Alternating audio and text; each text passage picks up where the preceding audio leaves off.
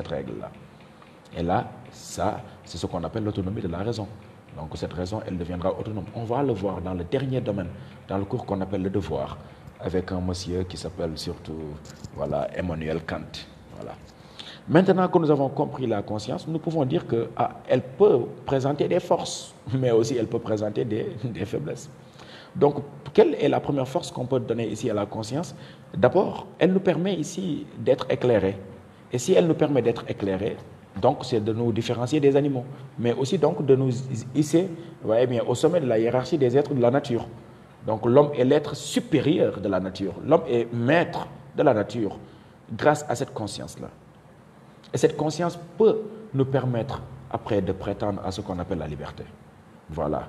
Donc Mohamed Dia, voilà, blablabla, 2015. Ah, boy, toi tu es un old school, hein, 2015. Ça c'était un Hodan 4. Oui, c'est vrai, Hodan 4. Voilà. Donc ça peut nous permettre de prétendre à ce qu'on appelle la liberté. Parce que c'est quoi une liberté pour un être qui ne sait même pas ce que c'est que la liberté? Eh bien, donc ça n'a pas de sens. Et cette phrase n'a pas de sens. Que de dire, par exemple, que l'animal est libre. Donc cette phrase n'a pas de sens. Parce que pour que l'animal soit libre, il faut d'abord qu'il sache ce que c'est que la liberté. Et pour le savoir, il faut être conscient. Donc là, la conscience nous donne ici, voilà, une primauté sur l'animal et sur les autres êtres de la nature. Et grâce à cela aussi, cette conscience nous permet de choisir. De choisir. On a choisi, par exemple, d'être ici ensemble ce soir, en train de parler de la philosophie. Nous avons choisi librement, personne ne nous a forcé à cela. Nous avons eu une volonté qui est libre. On parle de libre arbitre. Qu'est-ce qui nous a permis cela? C'est cette conscience-là. Et nous serons aussi responsables. Cette conscience nous permet cette responsabilité. La responsabilité, elle n'a de sens que pour un être conscient. C'est pour cela aussi que la responsabilité, elle sera après lourde aussi, parce qu'il y a aussi le fardeau de la responsabilité. Mais nous avons le devoir d'être responsables de nous-mêmes, puisque nous savons ce que nous sommes. Nous sommes éclairés grâce à cette conscience. Et grâce à cette conscience aussi, nous pouvons utiliser toute la nature, la modifier comme on veut. Là, vous comprenez qu'il y a le cours sur le travail. Nous pouvons modifier la nature entière, les animaux et tout ce que vous voulez, pour donner à tout notre image, notre image, l'image de l'homme. Vous voyez bien, donner la forme de l'homme, mettre tout à notre service. C'est ça que nous avons réussi à faire dans le monde, parce que nous sommes les maîtres de la nature, parce qu'au départ, nous sommes des êtres conscients. Mais cette conscience aussi peut être aussi un fardeau. Vous le savez bien, elle peut causer la misère de l'homme. Voilà. Pourquoi la misère de l'homme? Grâce à cause de cette conscience-là, je ne vais pas dire grâce. Zuhur, là nous avons une grande philosophe de 2016, Hodan 4. En plus d'être philosophe, elle est une artiste aussi. Donc nous sommes bien entourés. C'est très bien, c'est très bien. Voilà. Donc la conscience peut causer la misère de l'homme. Voilà. Je discutais hier avec l'éminent professeur Kébécher d'une affaire comme le coronavirus. Je ne sais pas, ce sont des théories. Voilà, les gens disent que voilà, ce virus a été créé par des hommes. Mais si l'homme a créé le virus, voilà, c'est possible, je ne sais pas. Voilà, donc je ne vais pas m'avancer en cela. Je ne vais pas rejeter, je ne vais pas aussi accepter. Voilà, donc nous sommes des philosophes tous, c'est pour cela. On peut faire des hypothèses. Maintenant, si la science, voilà, crée des choses qui sont bénéfiques pour l'homme, ça c'est salutable. Ça c'est vraiment la grandeur de l'homme. Grâce à quoi? Grâce à la conscience. Vous voyez bien. Merci Zohur, vous voyez bien. Osman, toi tu as toujours le problème avec la vidéo. Osman, il faut te déplacer. Osman, déplace-toi. Mets-toi là où il y a du réseau. Vous voyez bien. Mais si cette conscience nous pousse, nous, ou bien les scientifiques, à fabriquer des choses qui détruisent la Terre, qui détruisent ici l'humanité, qui font du mal à l'homme, cette conscience, elle peut causer la misère de l'homme. C'est pour cela que, attention, cette conscience doit s'accompagner de ce qu'on appelle une éthique, une morale. On doit respecter des valeurs morales. On doit être tout simplement responsable de nous-mêmes. Et là, nous pensons directement à ce qu'on appelle le principe de responsabilité. Et ce principe de responsabilité, nous devons l'avoir tous, parce que cette conscience, nous devons l'utiliser à bon escient. Si ce n'est pas pour aider l'homme, si ce n'est pas pour valoriser l'homme, si ce n'est pas pour vraiment donner à l'homme toutes les perfections de sa nature, qu'on ne l'utilise pas alors. Mais aussi, nous pouvons dire qu'à cause de la conscience aussi, l'homme se rend compte qu'il est un être fini, qu'il est un être imparfait, qu'il est un être misérable, qu'il n'est rien du tout. Qu'il n'est rien du tout. Parce que il se rend compte que, à cause de cette conscience, il se rend compte que, en réalité, il ne maîtrise rien. Qu'il se rend compte qu'en réalité, il n'est pas grand-chose. Lorsqu'il découvre ici, vous voyez bien, lorsque Mohamed Ali, peut-on interpréter le rêve? Non, là, on va parler de cela après. Voilà. Donc, l'interprétation des rêves, oui, là, on sera vraiment, peut-être dans une posture de psychanalyse, peut-être dans le cours sur l'inconscient, le prochain cours. Voilà, peut-être qu'on peut parler un peu d'une interprétation des rêves, mais elle est toujours une interprétation, elle n'a pas une valeur absolue. Donc là, nous nous rendons compte que nous ne sommes rien du tout. Nous avons découvert le monde, comment est-ce qu'il est immense. Nous avons découvert notre système solaire, nous avons découvert notre galaxie, nous avons découvert notre univers. Et nous avons vu que devant toute cette immensité, nous avons vu que devant toute cette peut-être infinitude, l'homme n'est rien du tout. Et qu'est-ce qui nous permet de nous rendre compte de cela? C'est cette conscience-là. Ah oui. Et cette conscience nous pousse à nous rendre compte que nous sommes aussi des êtres mortels. Nous pouvons nous blesser. Regardez, avec un petit virus qui n'est même pas visible à l'œil nu, le monde entier est devenu fou. C'est par la conscience, parce que nous sommes des êtres conscients. Nous nous rendons compte de cela. Et cela nous empêche de vivre. Nous nous rendons compte que de petits virus peuvent faire écrouler toute notre économie et toute notre grande civilisation dont nous étions si fiers. Nous nous rendons compte qu'une petite maladie peut tout changer. Nous nous rendons compte que nous sommes des êtres mortels. Nous ne pouvons pas sauver la mort, ou bien nous sauver de la mort. Nous ne pouvons pas soigner la mort. Nous ne pouvons pas soigner certaines choses. Nous nous rendons compte qu'en réalité, l'homme n'est que peu de choses, ou bien même, l'homme n'est que rien du tout. Voilà, à cause de cette conscience. C'est ce qui nous pousse à ce qu'on appelle une angoisse existentielle. Nous sommes angoissés. Nous sommes vraiment dans ce qu'on appelle la nausée intellectuelle. Nous sommes perdus. Parce que nous nous rendons compte que vraiment, nous ne sommes rien du tout. Et nous ne contrôlons rien du tout. Et voilà, dans le deuxième domaine, ce qui va donner sens aussi à la religion. Voilà, pourquoi est-ce que nous donnons sens à la religion? C'est par rapport à la constatation de notre finitude par notre conscience que vraiment le religieux se sent beaucoup plus voilà, calme ou beaucoup plus, je ne sais pas, calmé en tout cas, que quelqu'un d'autre qui ne l'est pas. Voilà aussi ce qui donne sens à la philosophie. Voilà. Comme la religion, la philosophie aussi essaie de nous donner des réponses pour calmer cette angoisse existentielle que nous avons. Mais en plus de cela, nous pouvons finir par ce qu'on appelle les cas de conscience. Quand on fait quelque chose de mal, nous savons que nous l'avons fait. Et ça nous tourmente. Ça reste dans notre esprit. Ça nous détruit. Ça détériore notre manière de vivre. Ça détériore notre intériorité. Ça nous empêche vraiment de vivre. Il y a quelque chose ici qui est en train. Il y a quelque chose ici qui est en train de nous détruire. C'est le cas de conscience. L'animal, s'il fait quelque chose, il n'a pas de cas de conscience. Mais quand tu mens à ton père, ça te fait un cas de conscience.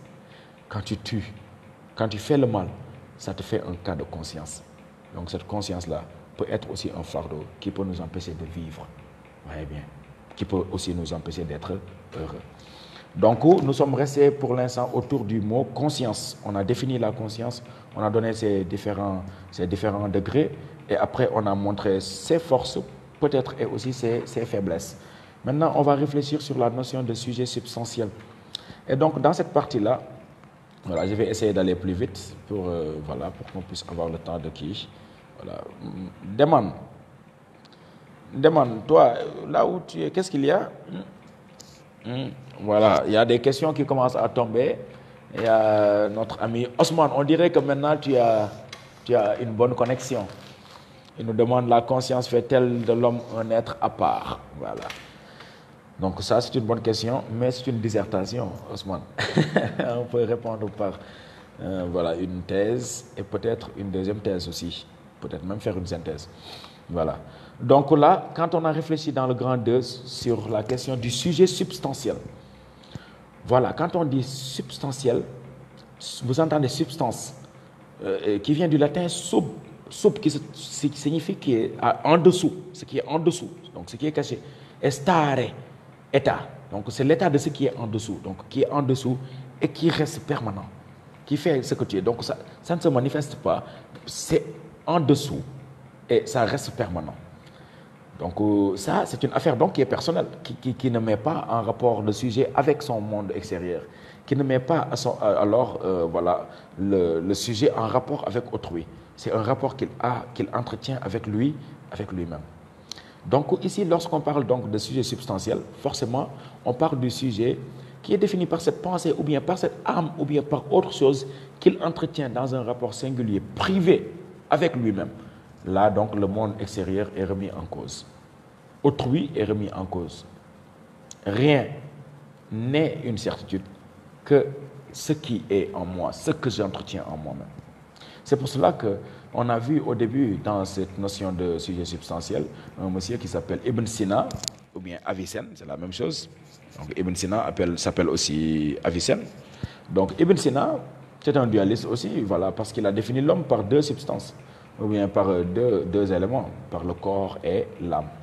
Et donc il dit que ce qui définit mon identité et mon ipséité, ce que je suis, que je sois à Djibouti ou bien au Sénégal, ou bien quelque part ailleurs, aujourd'hui, demain, après-demain, toujours, voilà, ce que je suis reste le même, ça ne change pas.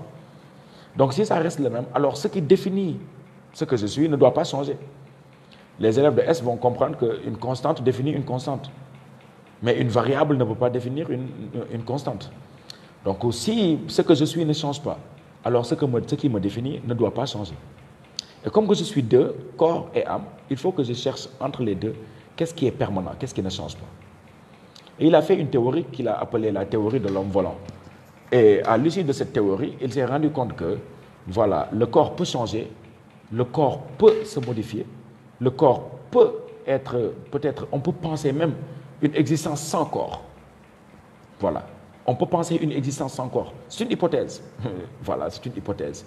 Et donc, si on voit que le corps se modifie, le corps peut être modifié aussi. Que le corps change quand tu étais enfant, quand tu deviens grand, quand tu es malade, selon les circonstances, le corps peut être modifié. Et que le corps aussi, on peut vivre sans corps aussi, selon lui. Lorsque donc ce corps-là est pensé comme tel, alors le corps n'est pas essentiel. Voilà. Farmi, comment vas-tu? J'espère que tu vas bien. Ah oui. Donc, de ce point de vue, le corps n'est pas essentiel. Alors, ce qui est essentiel, c'est ce qui, voilà, ce qui reste essentiel, c'est ce qui n'appelez pas en plein, voilà, live. Voilà. Safa, faut te déplacer.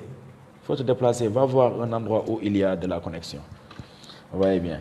Donc ici, si le corps peut changer et qu'il change, et qu'il n'est pas essentiel, donc ce n'est pas le corps qui définit donc mon identité. Donc mon identité, logiquement, est définie par cette affaire-là qui ne change pas et qui reste toujours la même dans n'importe quelle situation. Et même si je suis sans corps, cette essence reste en moi. Et c'est quoi? C'est l'âme. Donc c'est là qu'il dira que l'âme définit le moi, et même l'âme est le moi. Donc je suis mon âme.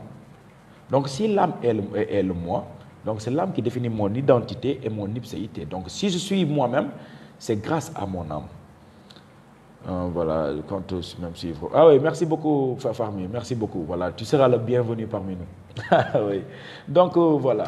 Et donc de ce point de vue, l'âme me définit. C'est l'âme qui fait que je suis moi-même. C'est l'âme qui définit mon identité et mon ipséité. Et il ira plus loin, voilà, c'est un religieux, il dira que l'âme est une émanation du divin, c'est-à-dire que l'âme vient de Dieu. Et si l'âme vient de Dieu, c'est l'âme qui est savante. C'est l'âme qui recherche le savoir. Ce n'est pas le corps. On nourrit le corps, peut-être par de l'eau, voilà, de la boisson, ou bien tout ce que vous voulez. Mais on nourrit l'âme aussi, par quoi? Par la connaissance. C'est l'âme qui est savante, c'est l'âme qui recherche le savoir. Et comme que l'âme vient de Dieu, donc à chaque fois que je connais, c'est grâce à mon âme, mais aussi je dois rendre grâce à Dieu. Je dois remercier Dieu. Parce que s'il ne voulait pas que je connaisse, il n'allait pas me donner une âme. Et donc s'il m'a donné une âme, c'est pour me permettre de connaître. De ce point de vue, je dois le remercier, je dois lui rendre grâce. Voilà. Donc, merci Kébécher, oui, le grand philosophe. Ah oui. Hein? Donc, après, on a un deuxième qui s'appelle Al-Ghazali, que vous connaissez tous. Al-Ghazali aussi, c'est un philosophe arabo-musulman, donc il n'aura pas de contradiction avec vraiment cette position de Ibn Sina, mais il va aller plus loin que Ibn Sina. Il est d'accord que c'est l'âme qui me définit, et que l'âme recherche le savoir. Et que si l'âme recherche le savoir, si on veut savoir une chose, c'est quoi la vérité? La vérité. Et il va même plus loin, il cherche même la certitude. Vous savez que la certitude, elle est forte. Il cherche la certitude de toute chose. De quoi suis-je réellement certain? Donc, pour être sûr et certain d'une chose, il faut que j'utilise ici un travail. Voilà, il faut que j'utilise aussi une méthode. Une méthode qui va me permettre d'arriver à une vérité certaine. Et cette méthode qu'il utilise, c'est le doute. Il utilise le doute méthodique. Il va commencer à se poser une question. Moi, tout ce que je connais, c'est grâce à ces deux facultés qu'on appelle la connaissance sensible, c'est les sens, et après la connaissance rationnelle, c'est la raison, c'est-à-dire la pensée. Donc, je vais essayer de me demander la question de savoir, est-ce que par les sens, je peux connaître la vérité? Il a vu que des fois, les sens peuvent me tromper. Et vous le savez tous, lorsqu'il fait chaud et que tu regardes sur la route au loin, tu as l'impression de voir de l'eau. Mais en réalité, ce n'est pas de l'eau. Ici, qu'est-ce qui a corrigé? C'est la raison qui t'a corrigé en te disant non, ce n'est pas de l'eau, les sens te trompent. Donc les sens sont trompeurs. Donc quelque chose qui me trompe ne peut pas m'enseigner la vérité ni la certitude. Donc je ne peux pas connaître la vérité grâce au sens. Maintenant, la raison qui m'a permis de me corriger, cette raison-là, est-ce qu'elle peut m'enseigner la vérité? Il s'est rendu compte que cette raison aussi, étant imparfaite, elle ne peut pas m'enseigner ici la certitude de toute chose. Et vous l'avez vu en démonstration, vous l'avez vu, que je peux faire des paralogismes par la raison. Des paralogismes, c'est-à-dire des raisonnements qui deviennent faux. Voilà, je peux me tromper. Je suis faillible par la raison. Je ne peux pas être sûr et certain que ce que mon esprit conçoit, ce que ma raison conçoit est forcément une certitude. Donc là, il dit que je me trouve dans une situation désolante. Je suis tout simplement hors de moi-même. Je vis peut-être un chaos total parce que je me rends compte que tout ce que je sais, je le savais grâce à ces deux choses, l'essence et la raison.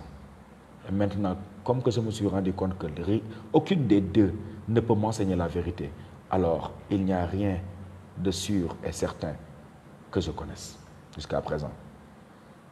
Donc tout ce que je dis, je croyais que c'était vrai, mais je n'en suis pas sûr, je n'en suis pas certain. Je n'ai pas le yaqin, c'est-à-dire la certitude de cela. Et il paraît que même Ghazali, il a perdu même la parole après cela. Eh bien, Madina Ibrahim, ça c'est Horan 4, 2016. Merci beaucoup, merci beaucoup. Oui, bien. Donc, et après cela, il paraît qu'il a perdu même la parole. Parce qu'il était considéré comme un sage chez lui. Et il s'est rendu compte que tout ce qu'il enseignait aux gens, lui-même, il n'en est pas sûr. Il dit que lorsqu'on se trouve ici, dans cette situation compliquée, dans cette situation difficile, c'est là que quelqu'un va te sauver. Et ce quelqu'un-là, c'est Dieu. C'est là que Dieu va projeter une lumière dans ta poitrine. Et cette lumière qu'il te projette dans ta poitrine, c'est ça qui va te permettre d'avoir la certitude de toute chose. Donc vous avez vu que selon Al-Ghazali, la certitude ne peut pas être connue par l'homme de manière libre et autonome. Dieu choisit à qui il montre la vérité et à qui il ne la montre pas. Et donc pour cela, il faudra faire ce travail qui commence par le doute. Parce qu'il n'avait pas douté au départ, il ne serait pas arrivé à la vérité ici, à l'arrivée. Il fallait douter de tout et se rendre compte que je ne suis rien du tout. Se rendre compte que je ne maîtrise rien du tout. Et c'est là que Dieu va ouvrir une troisième porte en toi. Voilà. Et cette troisième porte, n'appelez pas en plein... Voilà. N'appelez pas. Si vous appelez, vous allez couper le direct quand même. Voilà. Donc, voilà. Jusqu'à présent, j'avais deux portes. L'essence et la raison. Mais là, Dieu va m'ouvrir une troisième porte, qui sera le cœur. Le cœur. C'est une intuition, c'est un savoir qui est intuitif. Et là, je vivrai de manière intuitive, de manière solitaire, la vérité. Par la grâce de qui? Par la grâce de Dieu. Et vous verrez dans la religion, le cours sur la religion, vous voyez bien, vous verrez que, voilà, à cause de cela, voilà, il y a des élèves qui sont en train de, voilà, ils vont couper notre direct. Hein. N'appelez pas les amis, n'appelez pas. Voilà, donc, après vous allez voir dans le cours sur la religion que, selon lui, c'est grâce à cela même qu'on pourra connaître Dieu. Donc, en plus de connaître la certitude, c'est là même qu'on connaîtra aussi Dieu. Après cela, on a un autre monsieur qui s'appelle René Descartes. Et lorsqu'on parle de la conscience en général, nous pensons directement à ce monsieur qui s'appelle René Descartes.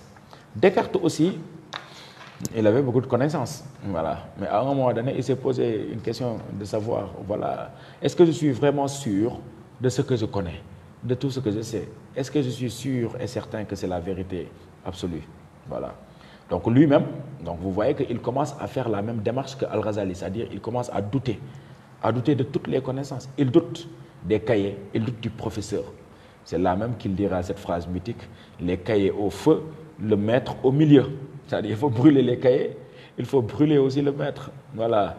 Hein, vous voyez bien. Donc, attention, il ne faut pas brûler comme cela. Il ne faut pas brûler comme cela le maître. Hein. Oui, les cahiers. C'est une métaphore. Voilà. C'est-à-dire douter des cahiers, douter aussi de ce que dit le maître. Se libérer du magistère dixit. C'est-à-dire le maître a dit. Il faut se libérer de cela. Ce n'est pas parce que le maître l'a dit que c'est forcément vrai. Donc la vérité, vous voyez bien, vient forcément, voilà, d'une entreprise personnelle de recherche qui commence par le doute chez Descartes. Donc il doutera de tout ce qu'il a appris dans les cahiers, dans les livres, dans les voyages qu'il va appeler le grand livre du monde, des professeurs et de tout.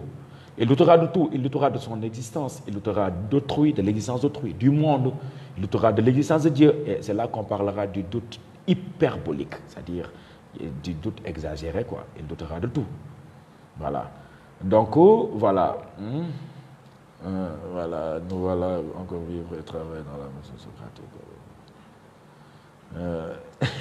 Farmé. Farmé, c'est un philosophe, quoi. Il n'a pas changé, c'est toujours un philosophe. Merci beaucoup, Farmé. Voilà, donc quand je doute de tout maintenant, le doute devient hyperbolique. Après, il utilisera le doute comme une méthode. C'est-à-dire, ce sera, comme son nom l'indique, un doute méthodique, comme chez Al-Ghazali. Le doute sera maintenant une méthode qui permet d'arriver à la vérité, sûre, certaine, ferme et assurée, que personne ne pourra remettre en cause. Il dira que je peux penser que rien n'existe, c'est possible. Je peux douter de tout, mais je ne peux pas douter de mon doute. Donc vous avez vu qu'il est dans l'expérience du doute. Je peux douter de tout, mais je ne peux pas douter de mon doute. C'est-à-dire que je peux penser que tout est faux, c'est possible. Vous voyez bien. Ah oui, merci beaucoup, Kébécher. Les cahiers au feu, le mettre au milieu. Mais attention les gars, ce n'est pas avec des briquets, hein? Ce n'est pas avec du feu comme cela. Voilà, merci beaucoup, Kébécher. Voilà. Donc, voilà. Qu'est-ce que je disais même?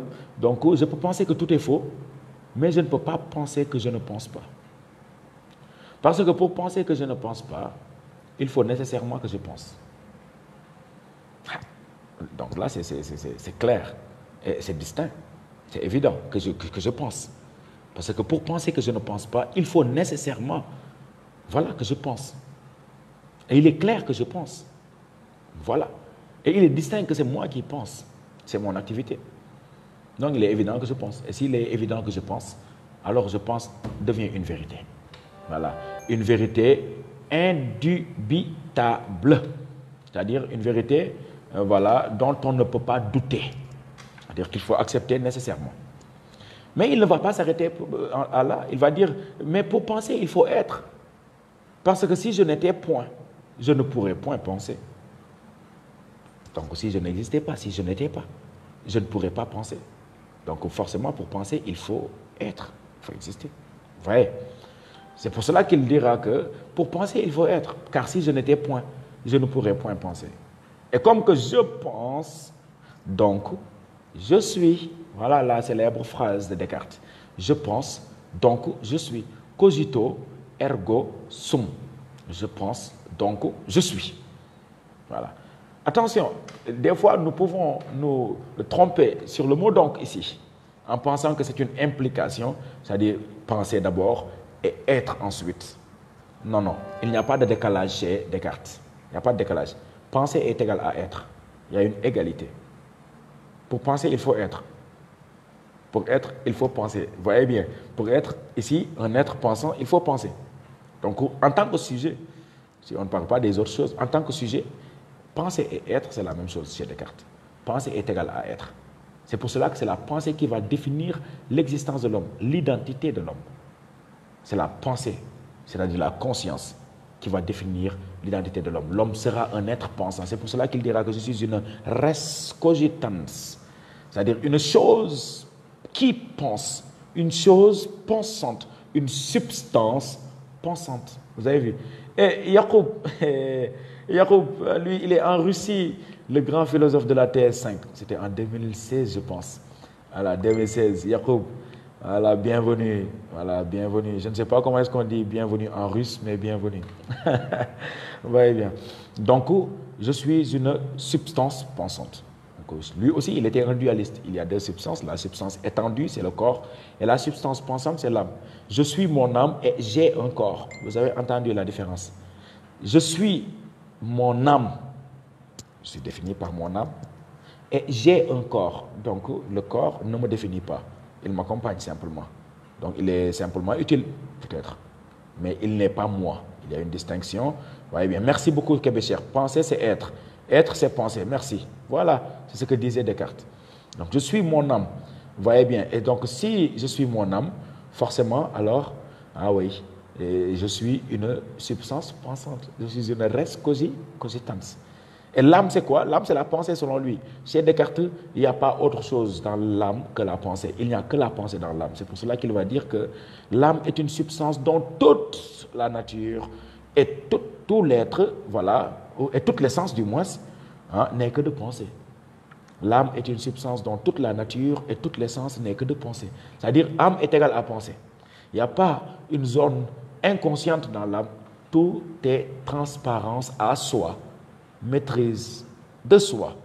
Tout est conscient dans l'âme. C'est cette conscience-là qui nous définit. Mais maintenant, Descartes n'a pas dit nous pensons, alors nous sommes. Il n'a pas dit tu penses, alors tu es. Il a dit je pense. Donc je suis. Tout ce que je viens de faire là, c'était une activité personnelle. J'ai douté. C'était moi. J'ai douté. J'ai cherché. Tout se passe en moi. J'ai cherché. J'ai trouvé une première vérité. Il dira que c'est la première vérité qu'il cherchait. Il dira que je le prendrai sans scrupule comme le premier principe de la philosophie que je cherchais. C'est ça, le premier principe de la philosophie de Descartes. Donc tout ce qui s'est passé, voyez bien, donc ça se passe en moi. C'était une... Parce que si penser définit l'existence, moi je ne suis sûr que de ma propre pensée. Oui? Alors donc je ne suis sûr que de ma propre existence. Ah, là il y a un problème. Je deviens seul dans ma pensée. Et le monde extérieur, il est dubitable. C'est là qu'il dira que les gens, à travers la fenêtre, les gens que je vois avec des manteaux et des chapeaux, rien ne me dit que ce ne sont pas des spectres, c'est-à-dire des fantômes avec des chapeaux et des manteaux. Je ne suis pas sûr de leur existence. Parce que pour être sûr de l'existence, il faut être sûr de la pensée. Et comme que je ne suis sûr que de ma propre pensée, alors je ne suis sûr que de ma propre existence. C'est là que Descartes va tomber inéluctablement dans le concept qu'on appelle le solipsisme. Voilà. Solus ipse, c'est-à-dire solus c'est seul et ipse soi-même. Je suis seul moi-même. C'est la solitude de la pensée, la solitude de l'esprit. Et là, autrui, le monde extérieur est rejeté. Là, Descartes devient un parfait rationaliste. Devient un parfait rationaliste. Et on va expliquer ces termes tout à l'heure. Maintenant, c'est à cause de cela que nous pouvons partir au troisième et dernier, vous voyez bien, point de notre cours, où on va construire ce qu'on appelle le sujet non substantiel. On va voir des gens qui vont dire, parce que vous voyez bien, Ibn Sina, je suis défini par mon âme, c'est mon âme qui recherche. L'âme, c'est moi. C'est un rapport entre moi et moi-même. Donc, je suis substantiel, je suis séparé du monde extérieur.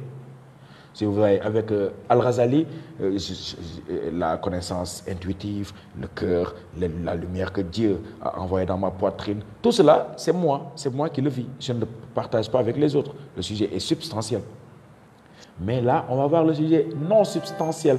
Et si le sujet est non substantiel, donc il est relationnel. Il est ici porté vers l'extérieur, alors qu'avant, il était porté vers l'intérieur. Donc là, il sera porté vers l'extérieur et il sera en rapport avec autrui, avec le monde extérieur. Et c'est là que nous allons voir les phénoménologues.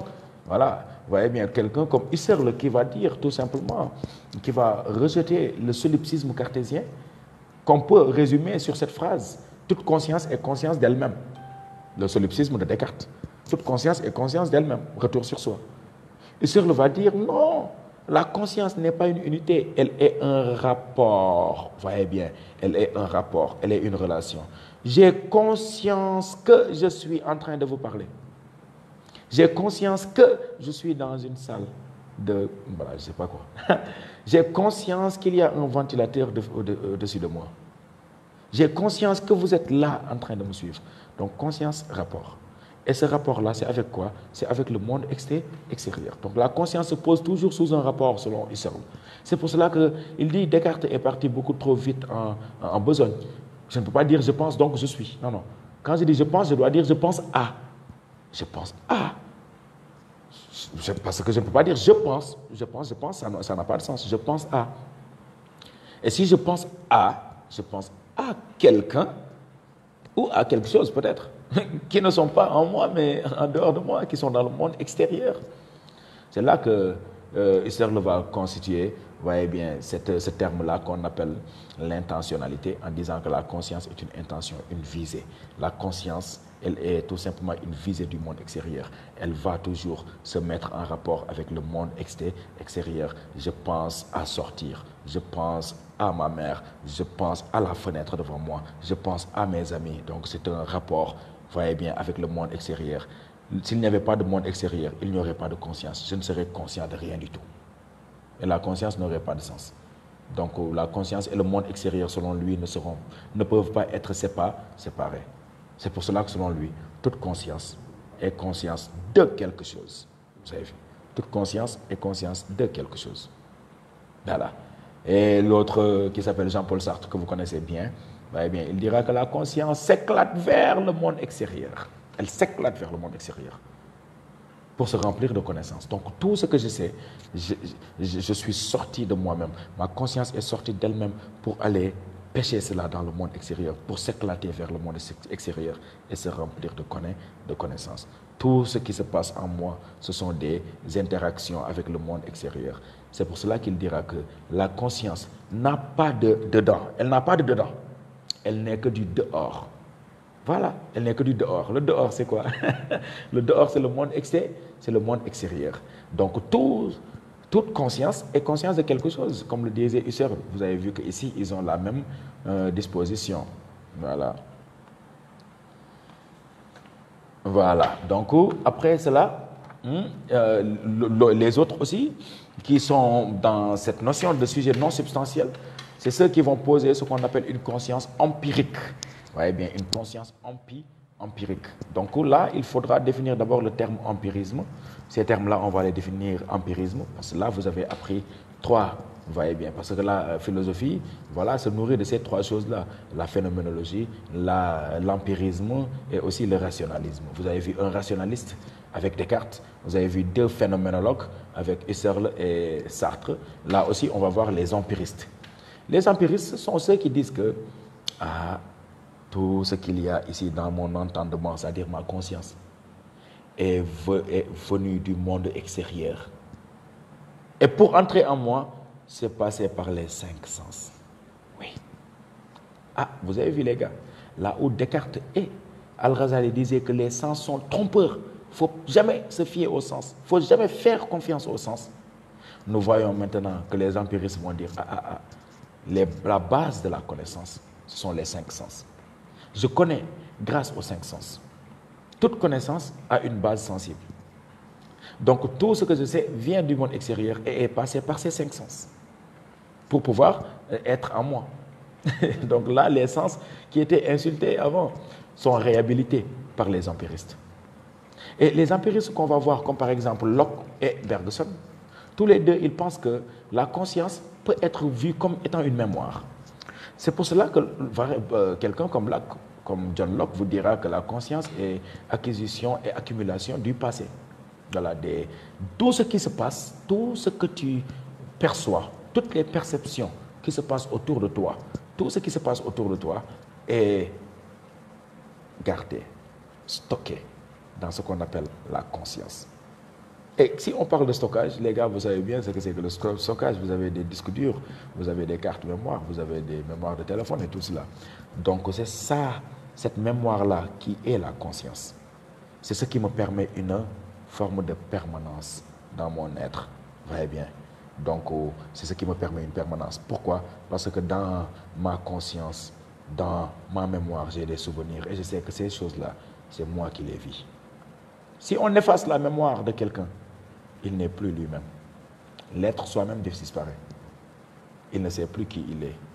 Donc être quelqu'un, c'est pouvoir se comparer à quelque chose que j'ai vécu, mes souvenirs. Je suis identique à moi-même grâce à mes souvenirs qui se trouvent ici dans ma conscience qu'on appelle ici la mémoire. Donc qu'est-ce qui se passe? Selon Locke, si je prends la mémoire de quelqu'un, je mets cela dans quelqu'un d'autre, cette personne continuera toujours à penser qu'elle est elle-même. Même si elle verra qu'elle n'a plus le même corps et tout cela, mais elle saura qu'elle est toujours la même personne, même si elle a changé de corps. Parce que ce qui lui permet cette permanence dans son être, c'est simplement ces souvenirs qui sont dans sa mémoire. Voilà. Donc, pour résumer, qu'est-ce qu'on a vu dans la dernière partie du cours? On a vu le sujet substantiel et le sujet non substantiel.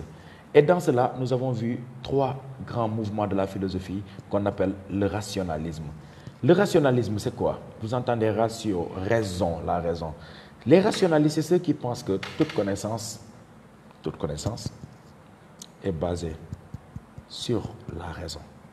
La raison en elle-même, avec une bonne méthode, sans sortir d'elle-même. Avec une bonne méthode, elle est capable de connaître toutes les vérités. Vous avez vu? Donc, tout est centré sur le logos, la raison.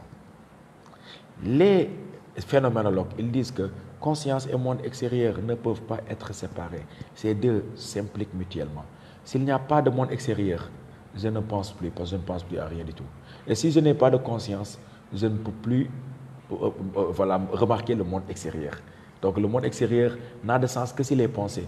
Et la conscience n'a de sens que s'il y a un monde extérieur à penser. Donc les deux sont liés. Vous voyez bien. Et donc, l'empirisme, c'est ceux qui pensent que, voilà, les empiristes, ils pensent que toute connaissance, oui, se trouve ici dans cette conscience, c'est vrai. Mais c'est venu du monde extérieur et c'est passé par les 5 sens. Les rationalistes avaient rejeté la pertinence des sens. Mais les empiristes disent que ce sont les 5 sens qui nous permettent de connaître. C'est pour cela que, vous voyez bien, quelqu'un qui a des sens réduits, par exemple, quelqu'un qui ne voit pas, ou bien quelqu'un qui n'entend pas, il a une connaissance réduite du monde par rapport à quelqu'un qui a ses 5 sens. Donc, c'est pour cela que, pour résumer maintenant tout cela, on va voir